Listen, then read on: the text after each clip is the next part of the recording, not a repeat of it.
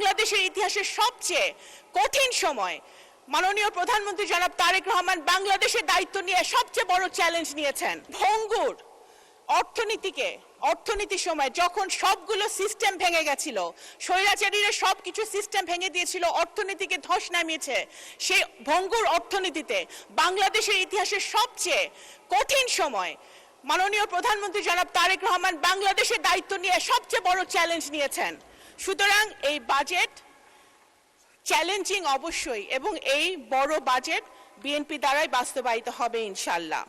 মাননীয় স্পিকার, একটি বাজেট শুধু একটি হিসাব নিকাশ নয়, একটি পলিটিক্যাল কমিটমেন্ট, একটি রাজনৈতিক দলিল। আমি মনে করি এই বাজেটটি একটি মানবিক, ইনোভেটিভ, ইনক্লুসিভ বাজেট হয়েছে, প্রগ্রেসিভ বাজেট হয়েছে, নারী বান্ধব বাজেট হয়েছে। যে বাজেট নারীদের কথা বলে, নারীর ক্ষমতায়নের কথা বলে, সেই বাজেট কখনোই ফেল করতে পারে না।